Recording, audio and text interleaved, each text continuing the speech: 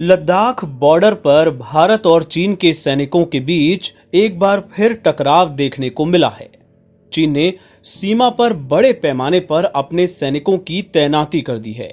बड़ी संख्या में मोटर बोट भी तैनात किए गए हैं।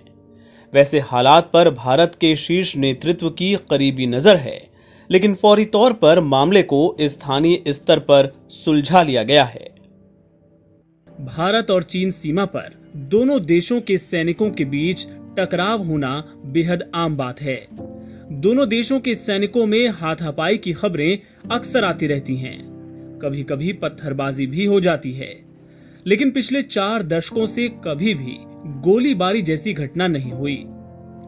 ऐसे में सवाल है कि एक तरफ जहां पाकिस्तान के साथ बॉर्डर पर अक्सर गोलाबारी होती है, तो फिर चीन के साथ ऐसा क्यों नहीं होता? दरअसल इसकी एक बड़ी वजह है दोनों देशों की परिपक्वता। 2017 में डोकलाम के वक्त भारत चीन सीमा के बीच 73 दिनों तक सैन्य गतिरोध बना रहा, लेकिन दोनों ही पक्षों की तरफ से संयम का परिचय दिया गया। लंबे गतिरोध के बावजूद एक भी गोली नहीं चली। प्रधानमंत्री नरेंद्र मोदी ने इसका श्रेय दोनों देशों की परिपक्वता को ही दिया था। 2017 के रूस के Saint Petersburg International Economic Forum में पीएम मोदी ने कहा था, ये सही है कि हमारा चीन के साथ सीमा विवाद है, लेकिन पिछले 40 सालों से सीमा विवाद की वजह से एक भी गोली नहीं चली है। ये हमारी परिपक्वता को दिखाता है। दोनों देशों की सेनाओं के बीच आखिरी बार गोलीबारी 1975 में हुई थी, जिसमें दोनों पक्षों को कोई नुकसान नहीं हुआ था। सीमा विवाद सैन्य टकराव में तब्दील होकर बड़े संघर्ष का रूप न ले ले, इसके लिए दोनों देशों की तरफ से पुख्ता व्यवस्था की गई है। ऐसी किसी भी स्थिति में फ्लैग मीटिंग के जरिए विवाद को जल्द ही निपटा लिया जाता है। इसमें ब्रिगेडियर स्तर के अधिकारी हिस्सा लेते हैं। दोनों देशों की सेनाओं के बीच नियमित फ्लैग मीटिंग होती रहती है। बॉर्डर मैनेजमेंट के लिए दोनों देशों के बीच बातचीत का सिलसिला चलता रहता है। इसके अलावा दोनों देशों ने आपसी सहमति से सैनिकों की तैनाती से जुड़े कुछ नियम तय कर रखे हैं। दोनों ही देशों की तरफ से अग्रिम पंक्ति में तैनात सैनिकों के पास आमतौर पर हथियार नहीं होते। अगर बड़े अधिकारियों के पास हथियार होते भी हैं, तो उसकी नोक नीचे जमीन की तरफ रखी जाती है। यही वजह है कि ज्यादातर संघर्ष हाथापाई या कभी कभी पत्थरबाजी तक ही सीमित रहते हैं।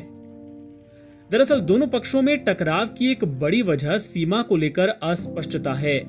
पहाड़ी और जंगली इलाका होने की वजह से सीमा को लेकर दोनों देशों की अपनी अपनी समझ है। दोनों पक्ष अपने अपने इलाके में गश्त करते रहते हैं। जब कभी संयोग से एक ही वक्त में एक ही जगह पर दोनों पक्ष गश्त के लिए पहुंचते हैं, तो टकराव की नौबत आ जाती है। चीनी सैनिक अक्सर भारतीय इलाके में आकर वहां पेंटिंग कर देते हैं कि ये इलाका उनका है। चीन भी भारत पर आरोप लगाता है कि हमारे सैनिक गश्त करते करते उनके इलाकों में पहुंच जाते हैं। बहरहाल भारत और चीन के बीच मौजूदा बॉर्डर मैनेजमेंट सिस्टम की बुनियाद 1954 में हुए पंचशील समझौते से पड़ी थी। ये बात और है कि 1962 में चीन ने इस समझौते की धज्जी उड़ाते हुए हिंदी चीनी भाई भाई की भावना को तार तार कर दिया था।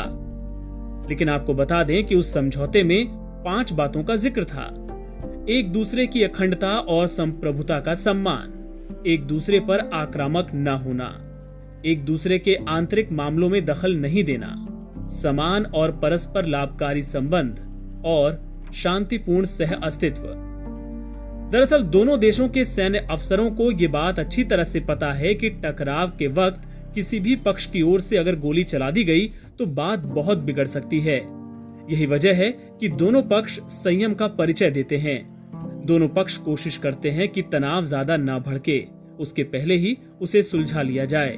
इसमें ब्रिगेड कमांड लेवल की बैठकें काफी कारगर साबित होती हैं। हालांकि दोनों देशों के बीच आपसी समझ की वजह से सीमा पर गोलीबारी नहीं होती, लेकिन चीन की कुटिलता को लेकर भारत को सावधान रहना पड़ेगा। चीन ने सीमाई इलाकों में तेजी से इंफ्रास्ट्रक्चर का निर्माण किया है। इस मामले में भारत उससे पीछे नहीं, काफी पीछे है। भारत भी धीरे धीरे इंफ्रास्ट्रक्चर बढ़ा रहा है, हालांकि इसे काफी तेज करने की जरूरत है।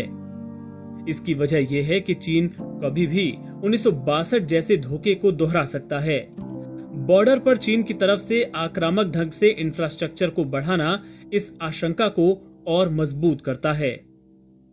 एनबीटी ऑनलाइन की रिपोर्ट।